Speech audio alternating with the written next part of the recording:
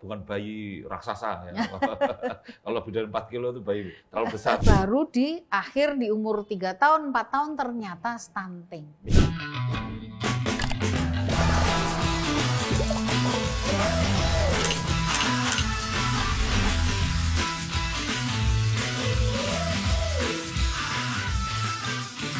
Assalamualaikum warahmatullahi wabarakatuh, sahabat muda, keluarga muda yang saya cintai. Kali ini kita ketemu lagi dengan saya Dr. Hasto dan tamu istimewa. Saya Dr. Yulia Hirnawati, spesialis anak. Dr. Yulia, spesialis anak, hadir dalam diagnosa episode ke-6, dialog ringan, obrolan santai. Iya. Dan kali ini kita akan membahas tentang ASI ini yang pertama ya. Ya, tentu juga tentang stunting. Tapi beliau adalah dokter yang senior, Dr. Yulia dari Rumah Sakit Bunda Ciputat di Jakarta ya. Terima kasih Dr. Yulia sudah hadir di episode ke-6 dari diagnosa bersama ini anak-anak muda semua nih. Ada keluarga muda, anak muda, ada yang sudah nikah, ada yang hampir nikah gitu ya.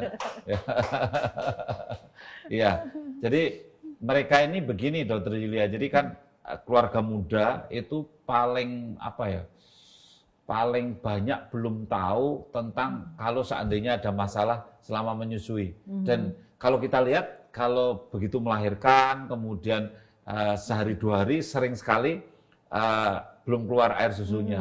Nah ini Dr. Yulia ini nanti akan memberikan penjelasan nih Kak. Saya termasuk tanya nih kalau seandainya terjadi seperti itu gimana ini? Iya, jadi memang secara fisiologis ya Dr. Hasto bahwa ASI itu di hari pertama dan hari kedua setelah kelahiran itu masih sedikit sekali ASI-nya. Jadi hanya beberapa cc saja yang itu disebut kolostrum. Justru kolostrum itu yang harus kita berikan kepada bayi karena di situ banyak mengandung zat-zat kekebalan tubuh yang tinggi. Dan walaupun sedikit hanya beberapa mili, 1 cc atau setengah cc itu kalorinya tinggi sekali, sehingga hanya sedikit pun itu bisa membuat bayi menjadi tenang. Dan memang secara fisiologis untuk bayi yang lahir cukup bulan, di dalam tubuh bayi ini sudah ada cadangan energi.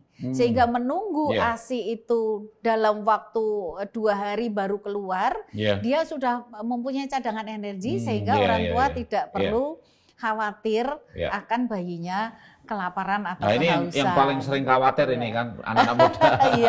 Generasi muda itu kalau bayinya lahir 2 hari belum keluar air susu, bayinya rewel, udah cemas sekali, khawatir sekali. Iya, betul. Jangan-jangan kelaparan gitu ya. Apalagi memang tadinya di dalam perut hangat, kemudian dia harus tidur sendiri ya di dalam box. Jadi sebenarnya yang baik itu adalah rooming in atau rawat gabung, bayi itu tidur di pelukan ibunya. Nempel ya, betul. Nempel di dengan pelukan ibunya sehingga kalau dia menangis, melapar, harus segera ditetei walaupun disusui ya atau netek. Walaupun ASI tadi masih sedikit, justru dengan seringnya dirangsang bayi itu netek ke ibu, itu akan ada let down refleks ya, refleks prolaktin dan oksitosin sehingga merangsang ASI itu akan segera keluar. Ya, jadi ini saya kira penjelasan yang bagus. Karena apa? Pertanyaan saya yang pertama ini, bagaimana ibu-ibu muda melahirkan 2 hari belum keluar air susu, tetapi tidak boleh memberi apa-apa selain ASI. Dan tadi Dr. Yulia sudah clear ya. Bahwa, tapi dengan catatan Pak Hasto, bayinya harus ibunya sehat, bayinya juga sehat, lahirnya cukup bulan, dan berat badan lebih dari 2,5 kilo. Tidak lebih dari 4 kilo. Ini catatan. Itu dengan catatan yang saya ceritakan tadi bisa kita menunggu lakukan, sampai 2 hari. 2-3 hari bahkan bisa sampai 3 hari ya. Iya, hari ketiga memang ASI baru banyak. Baru akan banyak. Ya, jadi sekali lagi pemirsa, anak-anak muda, keluarga muda, tadi yang berat badannya lebih dari 2,5, umur kehamilannya full term, artinya tidak prematur, cukup bulan ya. Kemudian berat badannya tidak lebih dari 4 kilo, tidak bukan bayi raksasa ya. Kalau lebih dari 4 kilo itu bayi terlalu besar. Nah, kalau seandainya memenuhi syarat seperti itu, maka nggak apa-apa 2 hari belum keluar air susu nggak ASI-nya, apa-apa, tetap saja diberikan hanya kolostrum aja yang warnanya kuning-kuning Iya, tadi, betul. tapi di dalam kolostrum itu sudah ada kandungan yang cukup. Zat-zat Iya. imun ya, Iya, zat-zat ya, zat imunnya imun, yang sangat tinggi dan kalori lemaknya cukup ya, tinggi, lemaknya sehingga tinggi, kalorinya banyak. kalorinya banyak, ya. Betul. Ya ini luar biasa, saya kira clear penjelasannya. Kemudian juga ada pertanyaan lain ini yang sering saya dengar dari para keluarga muda dan anak-anak muda. Saat melahirkan itu kan dia itu belum tahu bagaimana cara merawat payudara, kemudian sebaiknya mereka itu gimana ini sebaiknya kan mereka yang keluarga baru yang pertama kali melahirkan kan belum tahu apa-apa ini. Iya. Betul. Jadi sebaiknya sebelum walaupun tiap bulan kan seorang ibu hamil akan kontrol ke ibu bidan atau ke puskesmas atau ke rumah sakit bertemu dengan dokter kebidanan, ya. Kita juga harus ketemu dengan dokter anaknya, konselor laktasi atau dokter umum ya. yang mendalami konselor laktasi. Ada juga ibu bidan yang mendalami konsultasi atau konselor sebagai konselor laktasi. Semuanya bisa dimintain konsultasi ya. Sehingga persiapan menjelang kelahiran itu ibu sudah siap mental. Artinya apa? Payudara yang putingnya mohon maaf masuk ke dalam. Itu juga merupakan problem nanti kalau tidak kita tangani sebelum bayinya lahir. Kita sering sulit menjelaskan puting masuk ke dalam itu loh. Puting masuk ke dalam. Kalau seperti masuk dalam rumah padahal maksudnya itu kalau bahasa kedokterannya itu inverted gitu ya. Iya, betul. Ada inverted. Inverted itu kalau yang orang Jawa ya, ini namanya mendelep gitu ya. Mendelep itu masuk ke dalam gitu ya. Itu harus kita tangani dulu. Jadi kadang-kadang kita menemukan seorang ibu yang bayinya sudah lahir, saya melatih untuk cara perlekatan yang benar ya, tahu-tahu putingnya ternyata mendelep tadi ya. Jadi padahal itu sebenarnya harus sudah kita tangani sebelum bayinya lahir. Ini kritik untuk anak-anak muda, keluarga muda juga kritik. Jadi saya. Betul, ibu bidan atau dokter kebidanan atau dokter harus melihat payudaranya. Iya, harus melihat payudara ibu. Mungkin dokternya laki-laki agak sungkan, boleh dibantu dengan asisten yang sedang praktek ya, asisten praktek. Kalau ibu bidan mungkin harus ini ada usul penonton usul ya. Jadi bagaimana kalau saya dokter kebidanan ini dikasih nasihat juga dari dokter anak. Iya, nggak boleh lihat langsung ya. Pertama coba lihat payudaranya. Bisa bahaya. Tapi nasihatnya dari dokter Yulia ini kan apa? Kalau praktek dokter kebidanan jangan hanya ngurusi kehamilannya saja, tapi harus juga bagaimana besok menyusuinya sukses tidak. Nah kalau saya sih nanti kalau saya praktek dokter Yulia, saya mau minta tolong bidannya sama suaminya, tolong dibuka payudaranya. Gitu kan. Jadi saya ikut melihat kan, ada suami. Yang paling tidak asisten ya dok. Ada bidan, ada suami. Bidan atau perawat yang mendampingi, melihat apakah payudaranya sudah bagus, apa belum? Artinya apa ya? Inverted tadi ya, masuk ke dalam putingnya itu harus kita persiapkan sebelum bayi lahir. Jadi puting itu ada yang mudah ditetek, ada yang tidak mudah ditetek. Susah, jadi karena masuk ke tadi dalam. Ini putingnya tetek kebel. Jadi ini saya kira penting sekali karena apa? Yang diingatkan oleh Dr. Yulia bahwa sebelum melahirkan harus sudah tahu tentang payudaranya. Payudara harus sudah tahu mengenai fisiologi ibu menyusui, cara perlekatan bayi netek yang benar. Seperti apa? Betul, yang benar. Jadi memang harus sudah dipelajari sebelumnya. Sebelum melahirkan. Makanya harus sudah terpapar dengan seorang ibu bidan atau dokter atau dokter anak, konselor laktasi. Jadi posisi netek, melekat itu harus benar. Kalau tidak benar, bayi akan kesulitan netek sehingga nanti ibunya stres, bayinya juga stres juga nih, posisinya nggak enak kan. Nah, itu harus dipelajari dulu oleh seorang ibu yang akan melahirkan. Ya, saya kira bagus sekali. Jadi pada saat melahirkan ilmunya sudah ada. Siap. dan keterampilannya kalau perlu sudah bisa membayangkan lah, sudah bisa membayangkan. Nah, sekarang mungkin pertanyaannya anak-anak muda, keluarga muda ini juga ada hal-hal khusus tertentu tidak, Dokter Yulia? Jadi artinya selain tadi berat badan, kemudian umur kehamilan, melek prematur atau tidak, barangkali ada hal-hal khusus yang perlu diperhatikan pada saat katakanlah menyusui baru hari-hari awal atau minggu-minggu awal. Ada hal khusus nggak yang perlu dipesankan? Jadi tadi 2 hari pertama ASI itu hanya sedikit, Nah itu hanya kolostrum saja, tidak usah khawatir. Dok, bayi saya nangis terus, semalaman saya nggak bisa tidur, bayinya nangis terus, gitu ya. Atau kadang-kadang perawat di rumah sakit, suster tolong suster berikan bayi saya susu formula, dia nangis terus, ASI saya belum keluar. Gitu. Itu sering terjadi di rumah sakit. Ini karena seorang ibu belum siap tadi akhirnya dia minta susu formula karena bayinya nangis terus. Jadi memang bayi begitu sifatnya ya. Di siang hari dia banyak tidur, di malam hari begadang. Jadi nangis nggak apa-apa itu ya, Dokter Yulia? Iya. Jadi istilahnya ngekjel. Ngekjel artinya apa? Di malam hari itu bayi akan nangis terus, teteilah dengan posisi melengkat yang enak, bayi itu akan tenang, ngenyot. Walaupun ASI-nya belum keluar, bayi itu akan tenang ngenyot ibunya, nete ibunya. Baru nih ditaruh seperempat jam, nangis lagi, tetei lagi. Itulah. Ngekjel tadi. Nah, gitu. Itu memang terjadi di 5 hari pertama. Itu nggak boleh dikasih apa-apa ya? Nggak boleh. Air putih atau nggak boleh? Iya, hanya ASI saja. ASI saja. Nah, kenapa dia sebentar bangun, baru setengah jam netek tidurin, bangun lagi? Karena apa? Lambung bayi pada bayi yang lahir hanya sebesar biji kelereng. Oh ya? Sehingga dia lambungnya kecil gitu. Lambungnya kecil. Sehingga dia netek sedikit udah kenyang, tidur lagi. Umur 2 hari nanti lambungnya sebesar bola pingpong. Umur seminggu lambungnya sebesar bola tenis.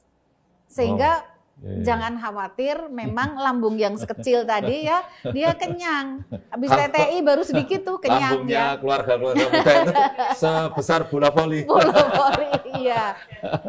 Sehingga begitulah ceritanya bayi ya. Dia memang mempunyai pola tidur yang sebentar-sebentar bangun. Jadi ibu merasakan bahwa malam hari tidak bisa istirahat. Sehingga seorang ibu juga harus menyamakan pola tidur bayi. Di mana bayi nangis, ibu netei, di mana bayi tidur, ibu ikut tidur. Itulah mengapa seorang ibu nih, pegawai negeri nih cuti 3 bulan. Karena memang begitu payahnya, begitu ngantuknya di siang hari karena malam begadang. Ya, bahkan cuti 3 bulan mungkin nggak cukup ya. Karena kan harus ASI eksklusif lebih lama lagi. Betul. Tapi pesan yang luar biasa dari Dokter Yulia ya. Jadi saya sering mengalami juga sebagai dokter kebidanan ya. Ibunya itu lebih rewel daripada anaknya. Gitu.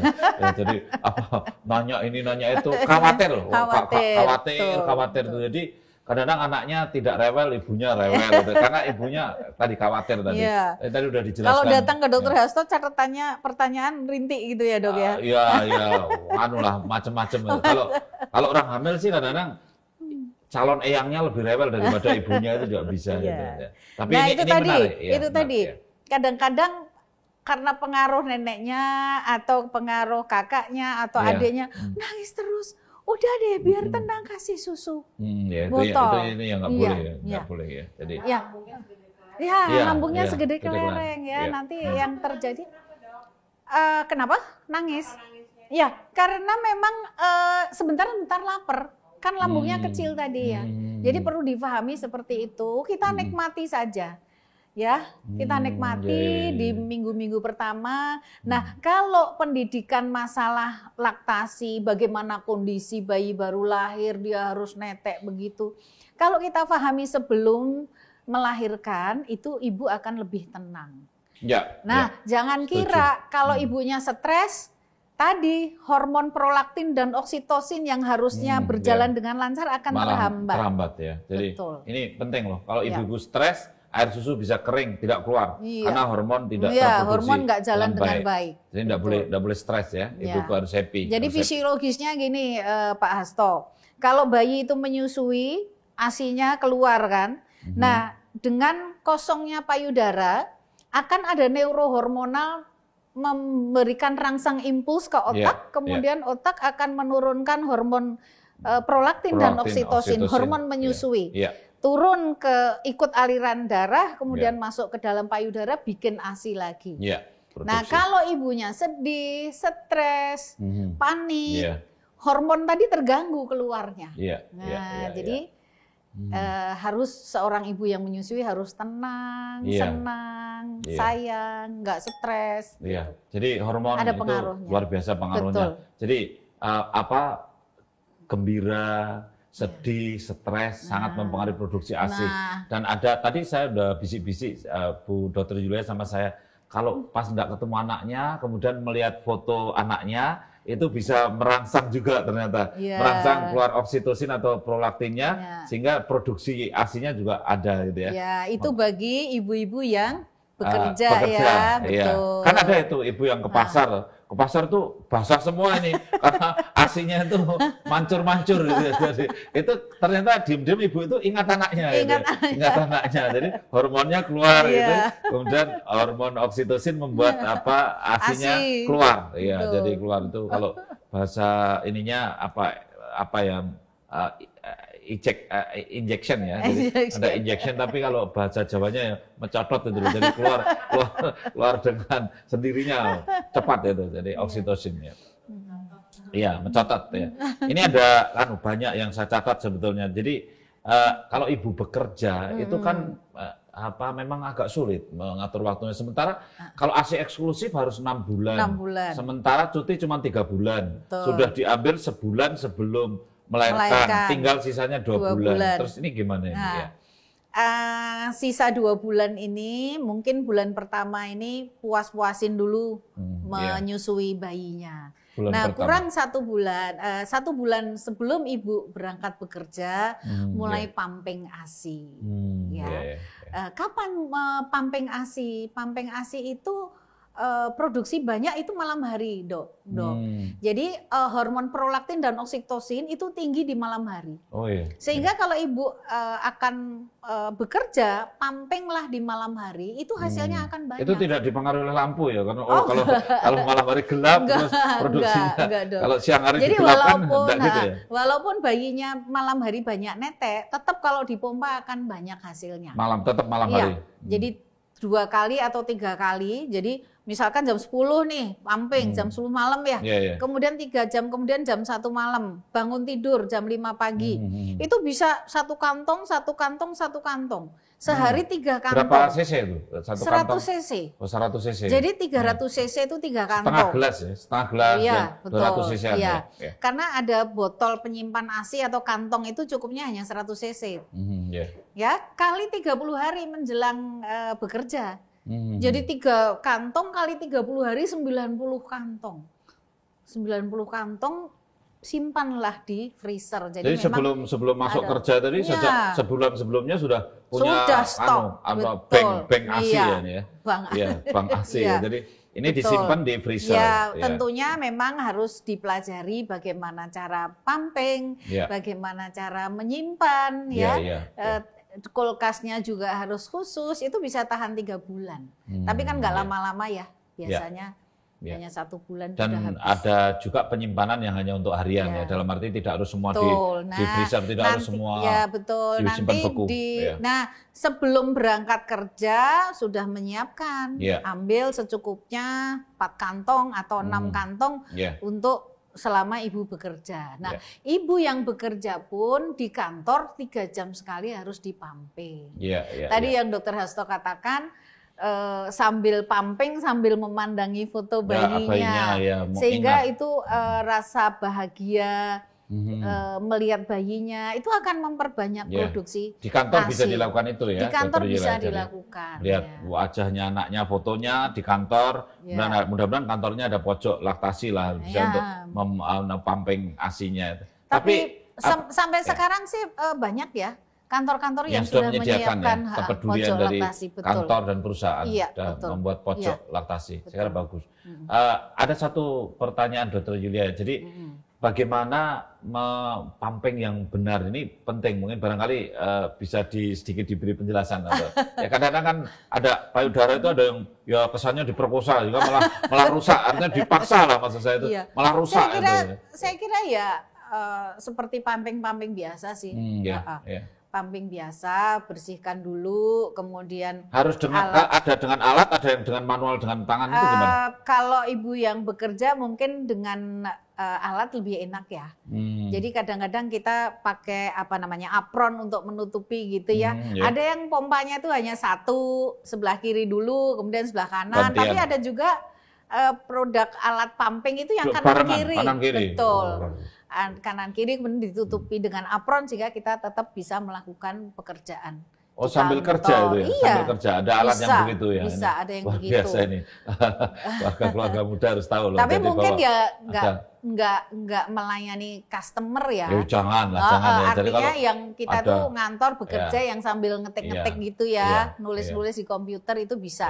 Cuman kalau dengan pegawai bank mungkin berhubungan dengan customer mungkin harus ke belakang dulu untuk melakukan pumping. Kalau sambil melayani orang lain sambil iya, tergantung pekerjaan ibu apa. Tapi ini saya kira informasi yang sangat bagus karena ternyata banyak yang praktis. Hanya memang keluarga-keluarga muda, sahabat muda yang ada di desa-desa yang mungkin listriknya terbatas, kemudian kulkasnya juga biasa saja, itu tidak usah khawatir. Jadi simpan beku tadi juga sebetulnya itu kalau untuk long term ya, untuk lama. Tapi kalau kita di desa, kalau hanya kulkas biasa itu 2 kali 24 jam. Ya, kan jadi cukup, mungkin apa istilahnya?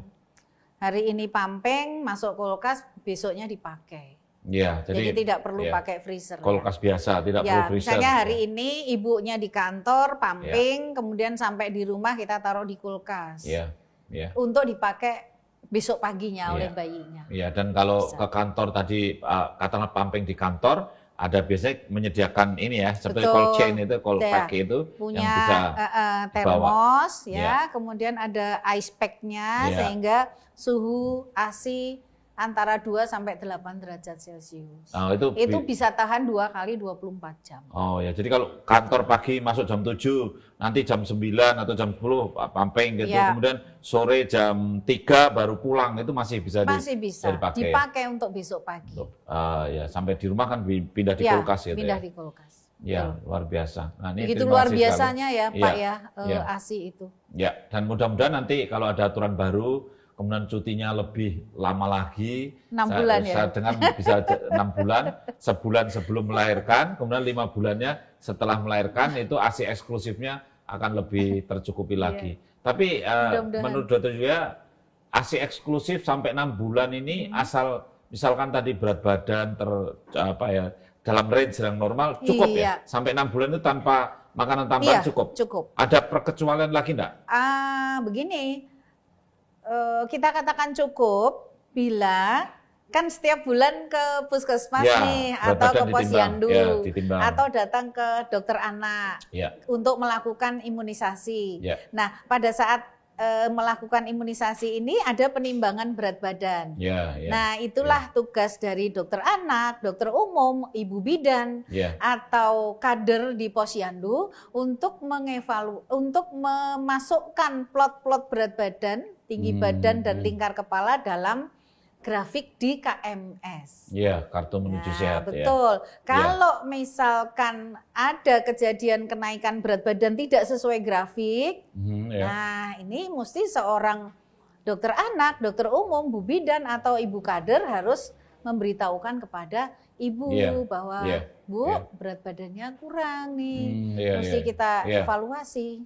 Kalau berlebih gimana ya? Kalau mungkin pertanyaan saya gini, kalau seandainya ternyata umurnya baru 4 bulan atau 5 bulan, beratnya sudah berlebih. Ini belum dikasih apa-apa ini. Terus cukup nggak dengan ASI saja? Oh, kalau berlebih nggak apa-apa. Nggak apa-apa. Artinya tetap ASI saja nggak apa-apa. ASI saja. Sampai 6 bulan. Iya. Saya khawatir kalau beratnya besar terus minum ASI saja nggak cukup. Maksud saya begitu. Nggak cukup juga ya? Cukup. Cukup ya. Pokoknya kalau beratnya normal atau berlebih nggak masalah ya. Karena berlebihnya atau karena ASI nggak masalah. Berlebihnya karena ASI, karena bukan ASI karena masalah. lahir lebih dari 4 kilo, bukan. Tapi ini minum ASI saja. Minum ASI saja beratnya bagus, malah berlebih, tidak gitu. apa-apa. Tetap Karena nanti apa-apa ya. Biasanya setelah 6 bulan itu berat badannya mulai berkurang ya, artinya sudah mulai beratnya nggak naik-naik sekali. Tidak, akselerasinya kenaikannya. Akselerasi kenaikannya nggak begitu tinggi. Karena sudah mulai banyak kegiatan fisik ya, mulai tengkurap, mulai merangkak, mulai duduk gitu. Iya. Jadi kalorinya terpakai ya. Kalori terpakai. Yang bermasalah bila minum ASI saja tapi berat badannya nggak sesuai dengan grafik di KMS. Harusnya naik mengikuti grafik, ini landai begini. Nah, itu tetap harus dipertahankan, diintensifkan untuk ASI-nya, tetap gitu. Kita lihat dulu kenapa ini? Apakah ASI-nya cukup tapi perlekatannya kurang baik? Perlekatan netek harus benar. Nah, kalau perlekatan misalkan nih tidurnya bayinya tidur begini, kemudian begini ya. Nah, itu kadang-kadang posisi bayi terlentang kemudian netek ibu. Nah, ini posisi yang kurang menguntungkan sehingga bayi itu nggak bisa menelan dengan baik. ASI-nya banyak tapi kenapa beratnya kurang gitu ya. Kebudayaan, kebiasaan. Perlekatan bayi saat menetek itu penting sekali. Kunci. Ya. Harus bisa end to end ya, ini ya betul-betul betul. mapan lah. Perut ketemu perut, perut gitu ketemu ya. Perut, ya. Jadi itulah tadi yang harus dipelajari sebelum lahiran. Ya. Jadi keluarga muda tadi ada pesan yang supaya dibedakan ya. Lahir beratnya berlebih 4 kilo lebih. Nah ini agak beda ya dengan yang ini tidak bisa hanya mengandalkan 2 hari tidak makan tidak minum tadi ya. Harus diperiksa katanya gula darah. Katanya harus diperiksa gula darah. Begitu juga kalau beratnya kurang dari 2,5 kilo, 2 hari tidak menetei karena kolesterol ASI-nya belum keluar, periksa gula darah juga ya. Periksa gula darah dulu, jangan-jangan hipoglikemi atau gula darah di dalam tubuh bayi kurang. Jadi ini itu khusus ya untuk bayi yang lahir kurang dari 2,5 kilo atau lebih dari 4 kilo. Tapi kalau sudah menyusui kemudian berat badannya lebih itu naiknya enggak masalah. Yang masalah kalau sudah menyusui ASI eksklusif tetapi berat badannya tidak naik, kemudian dipetakan, diplot di KMS, ternyata dia masuk ke kuning atau masuk ke merah. Nah itu harus betul-betul konsultasi, diperiksa dan seterusnya ya. Terima kasih, ini luar biasa. Mungkin itu tadi ASI-nya banyak, tapi perlekatannya kurang baik. Dilihat loh, kok ASI-nya kurang, memang ini ya, misalkan ibunya ternyata gizinya kurang, atau ibunya sakit, atau ya memang produksinya berkurang. Ada satu peristiwa gini, Dokter Yulia. Jadi kalau dalam bahasa kedokterannya mungkin mastitis ya. Jadi meradang, bengkak, nyeri, sakit, infeksi gitu. Nah ini kan sering terjadi begitu. Sehingga akhirnya ibu-ibu tidak menyusui karena payudara sakit gitu. Ini gimana cara mencegahnya? Nah beda lagi kalau kasusnya payudara membengkak, kemudian ada bagian yang kemerahan, Pak. Nah itu biasanya diberikan antibiotik. Biasanya dia datangnya ke dokter kebidanan ya. Kemudian ada infeksi, pemberian antibiotik. Nah untuk menghindari hal itu biasanya harusnya memang ke konsulen laktasi dulu. Mungkin dia tidak menghabiskan seluruh ASI-nya sehingga ada sisa ASI yang kemudian menjadi infeksi, menjadi mastitis. Jadi harus pengosongan ini penting ya, betul. pengosongan Jadi ASI. Seorang ibu yang menyusui itu kalau menyusui habiskan dulu payudara kiri. Ya, jadi karbohidrat. Salah satu lah, kiri atau kanan, pokoknya dihabiskan. Kiri atau kanan, terserah. Karena ASI yang keluar pertama itu karbohidrat, kemudian yang kedua protein, yang terakhir itu whey milk atau lemak. Yang itu mengandung banyak lemak sehingga kalorinya tinggi. Nah, gitu. Baru kalau misalkan satu payudara kok bayinya sudah tertidur, udah kenyang, ya sudah tidurkan bayinya. Nanti kalau dia nangis, lapar, netek yang sebelah supaya dua-duanya kosong. Supaya dua-duanya kosong semua, adil, dua-duanya. ya. Karena nanti kalau kiri saja atau kanan saja, nanti payudaranya nggak seimbang. Ya, betul. Nanti besar sebelah. Kalau kita selesai NTI sudah bayinya sudah jadi malah justru besar sebelah. Dan itu yang sering memicu bengkak kemudian jadi infeksi juga ya. Kalau seandainya sampai tadi ngerangkai atau membesar, betul. Ya, jadi memang harus kanan bayi tidur, kiri, jadi harus gantian. Kalau ini menjaga kebersihan ada hal khusus nggak ini? Kalau supaya tidak infeksi tadi payudara ini? Sebenarnya itu bukan karena pengaruh kebersihan ya Pak ya. Iya. Ya, jadi karena pertama kali kenapa mastitis itu biasanya ada kelenjar-kelenjar kantong payudara di dalam itu yang tidak dikeluarkan secara tuntas. Jadi ada beberapa kantong payudara yang stuck di situ, tidak keluar dengan tuntas sehingga bisa menimbulkan mastitis. Jadi tertandunya ASI di dalam kantong-kantong. Iya, ini bahasa kedokterannya kadang-kadang dikatakan asinus itu ya. Atau bukan ya. Tapi ada kantong-kantong di dalam payudara itu. Kalau itu tidak terkosongkan dengan baik, tertandu, itu yang menginisiasi terjadinya infeksi. Betul. Kemudian akhirnya nyeri, bengkak, merah, sakit, kadang-kadang bernanah itu. Bisa sampai bernanah dan itu harus segera diatasi. Ya. Terima kasih Dr. Julia. Ini yang terakhir nih kita akan diskusi yang tidak kalah menarik ini, sahabat muda dan keluarga muda, yaitu yang terkait dengan stunting. Barangkali ini Dr. Julia ada pesan-pesan khusus tentang 1000 hari kehidupan pertama, mulai dari sebelum lahir sebetulnya, lahir sampai umur 23 bulan. Nah, ini bagaimana cara kita untuk mendeteksi dini, mencegah agar stunting tidak terjadi. Ya. Jadi gini nih Pak Hasto, tumbuh dan berkembangnya seorang anak itu dimulai dari waktu di dalam kandungan masih 0 hari. Di dalam kandungan, masih dalam kandungan. Jadi kesehatan ibu, nutrisi ibu itu sudah mempengaruhi akan perkembangan bayinya. Setelah lahir sampai 1000 hari tadi ya, itu kira-kira 2 tahun sampai 2 tahun. 2 tahun. Nah, jadi 0 sampai lahir ini yang mengurusi ibu bidan atau dokter kebidanan, dari lahir sampai 2 tahun yang ngurusi adalah dokter anak. Bisa juga dokter puskesmas yang selalu memonitor perkembangan anak. Nah, untuk mencegah stunting sebenarnya prinsipnya gampang ya.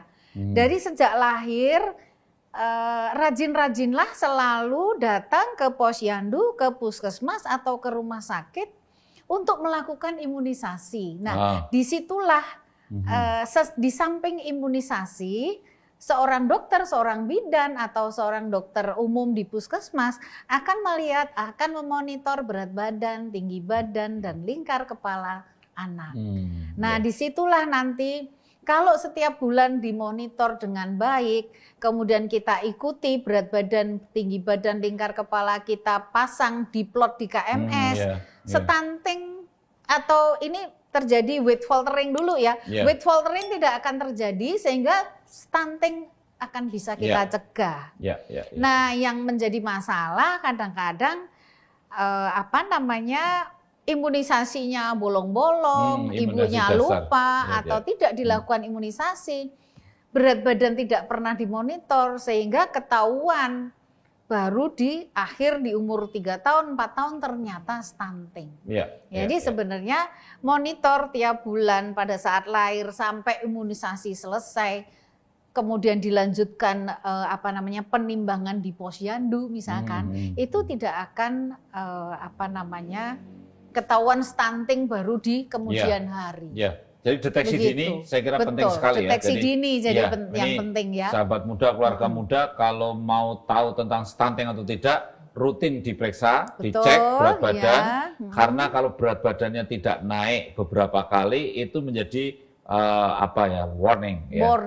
Bahwa ini nanti sebentar lagi akan tidak naik panjang badannya dan nanti akan stunting gitu ya. Sehingga kalau rajin memeriksa, ketahuan lebih dini akan mencegah itu. Sebetulnya Pak Hasto, masalah berat badan ini bisa dimonitor sendiri oleh Ya, ibu ya pasti. sebenarnya, ya kan? Ya. Kalau kita misalnya agak jauh dari rumah sakit, agak jauh dari puskesmas, dekat dengan posyandu, asal penimbangan berat badan kita lakukan, kemudian kita plot di KMS, dan ibu juga pinter nih nantinya bisa memonitor anaknya, ya berat badan, malah tinggi ada yang badan, beli timbangan sendiri, itu kan ada, itu kan bisa juga, boleh juga ada timbangan sendiri.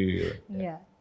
Jadi kita menguasai dan mengerti bagaimana caranya mengeplot berat badan, tinggi badan, dan lingkar kepala. Saya kira kita nanti akan puas nih. Nah, di samping itu di KMS juga ada nih, atau di buku yang diberikan tuh perkembangan. Jangan lupa perkembangan, Pak ya. Jadi perkembangan biasanya di buku itu udah 0 sampai 3 bulan anak itu bisa ngapain aja. 3 bulan sampai 6 bulan anak itu bisa tengkurap misalkan. Itu kita baca, kita cocokkan dengan anak kita. Jadi nanti ketahuan juga nih, aduh anakku 9 bulan kok belum bisa duduk gitu ya. 9 bulan kok belum bisa tengkurap. Nah, ketahuan karena kita pelajari buku KMS tadi atau buku menuju sehat bayinya.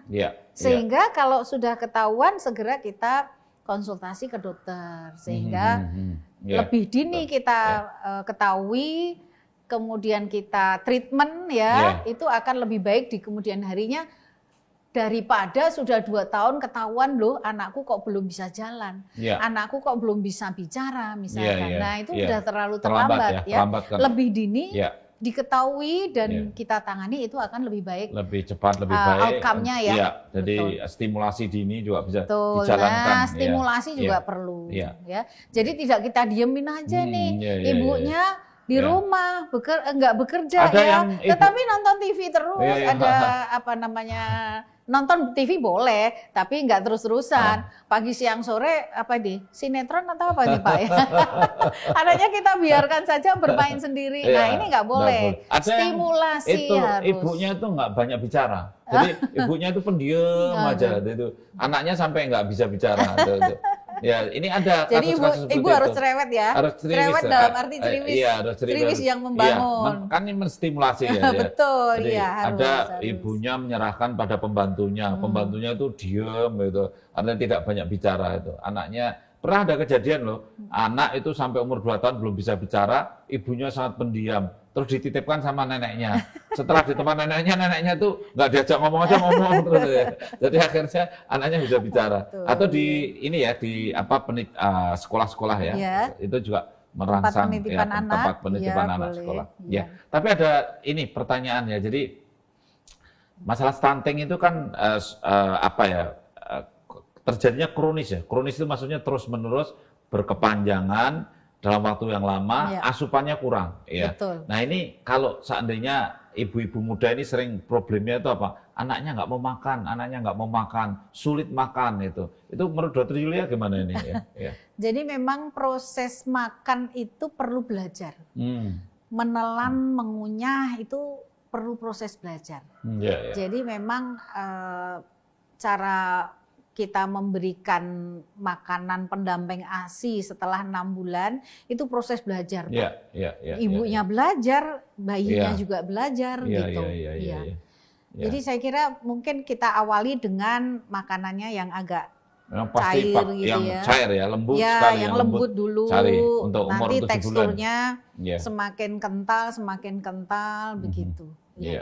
Dan apa namanya, makan harus duduk, jangan makan sambil jalan-jalan. Digendong sambil nonton di jalan gitu. Ini kan kalau bayi 7 bulan kan misalkan bayinya masih digendong gitu, artinya ibunya duduk sambil menggendong dengan telaten itu ya. Jadi didudukkan setengah duduk. Memang bayi kalau 7 bulan belum bisa duduk 6 bulan belum bisa duduk Tadi 6 bulan. Atau kursi baby chair itu, tetapi ada penahannya gitu. Penahannya ya. Jadi atau setengah dudukan ada tuh. Kursi-kursi bayi meskipun yang baru usia 6-7 bulan ya. Iya, Nah, ini setengah penting. duduk. Ya, setengah duduk ini.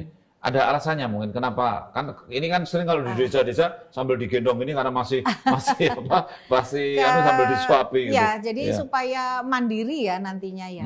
Iya, dilatih untuk duduk, makan sambil duduk. Gitu. Ya. Jadi saya kira ini pelajaran yang sangat berharga. Awal tuh harus halus dulu atau bahkan cair, kemudian posisinya penting, harus setengah duduk, itu tidak boleh juga kalau nanti sudah bisa jalan, tidak boleh sambil lari-lari, sambil jalan-jalan itu, ya. Dan juga biasanya anak itu harus happy ya, betul juga ya. Jadi jangan diancam-ancam itu, dipaksa, harus dibuat happy, iya. Nah, mungkin Dr. Yulia ada pesan-pesan khusus ketika tadi misalkan ini ada gejala mau menuju ke arah stunting ini ya. Ketika mungkin asupannya atau apa menurut Dr. Yulia barangkali ada saran khusus supaya tidak stunting. Iya, betul. Jadi biasanya kita pendekatan dengan ibu. Apa yang dimakan atau makanan apa yang diberikan kepada bayinya, apakah gizinya sudah seimbang ya.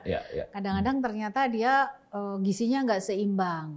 Nah, sampai anak umur 2 tahun itu kebutuhan lemak itu banyak, Pak. Karbohidrat itu 40%, lemak juga 45%, protein hanya 15-20%. Ini lemaknya baik lemak yang nabati maupun lemak hewani. Lemak 45% pada bayi ini kan nggak mungkin ya makan yang berlemak atau apa, tetapi bisa kita menambahkan minyak di situ. Jadi kan ada beras, ada sayur gitu ya, ada kaldu ayam, kaldu daging. Kita menambahkan minyak di situ, bisa butter atau unsalted butter ya, jadi butter yang tidak asin, atau kita berikan keju yang tidak alergi susu sapi ya, atau minyak jagung. Artinya minyaknya menambahkan minyak di dalam porsi makannya. Dan ini tidak harus minyak dari produk hewani ya, tidak harus. Tadi ada minyak jagung, minyak jagung gitu. Kan boleh juga. Jadi kan ini keluarga-keluarga muda juga banyak yang tinggal di desa, ya. Mungkin di sana juga ada minyak nabati juga, artinya tidak apa-apa. Gitu. Tapi ini bahwa untuk anak sebelum usia 1000 hari itu memang kebutuhan lemak itu banyak. Tinggi. Katanya kan pertumbuhan otak juga butuh lemak dan protein yang luar biasa. Jadi menurut Dr. Yulia memang kecerdasan anak itu ya tumbuh pesatnya sampai 1000 hari begitu. Iya, betul. Gizi seimbang harus terpenuhi. Kadang-kadang hanya memberikan bubur saja, tapi mana minyaknya, mana lauknya, hanya bubur aja, bubur putih itu, hanya karbohidrat isinya. Ya saya dulu waktu kecil itu dikasih bubur putih diulek ya, dikasih pakai gula merah ini. Ini ceritanya orang katrok ini. Itu kan karbohidrat ketemu karbohidrat itu. Iya betul. Jadi gizi seimbang perlu. Gizi seimbang, lemak menjadi tambahan. Dr. Yulia luar biasa ilmu yang diberikan pada kita semua, keluarga-keluarga muda, sahabat muda, para remaja yang nantinya akan berkeluarga dan kemudian punya anak. Pasti nanti akan mengamalkan ilmunya Dr. Yulia tentang menyusui, kemudian tentang juga merawat anak sampai 1000 hari kehidupan pertama. Baik sahabat muda dan keluarga muda, sampai di sini perjumpaan kita di Diagnosa episode ke-6. Dan sampai ketemu di episode selanjutnya, saya Dr. Hasto dan beliau Dr. Yulia, spesialis anak. Yang luar biasa, mohon diri, mudah-mudahan kita akan bertemu di waktu yang akan datang. Terima kasih Dr. Yulia. Sama-sama Pak Hasto. Dan juga terima kasih kepada semua sahabat remaja. Dan jangan lupa kalau ada pertanyaan, silahkan ditulis di kolom komentar. Dan saya akhiri, wassalamualaikum warahmatullahi wabarakatuh. Terima kasih. Waalaikumsalam warahmatullahi wabarakatuh. Terima kasih Pak Hasto. Terima kasih. Monggo diminum, Dokter.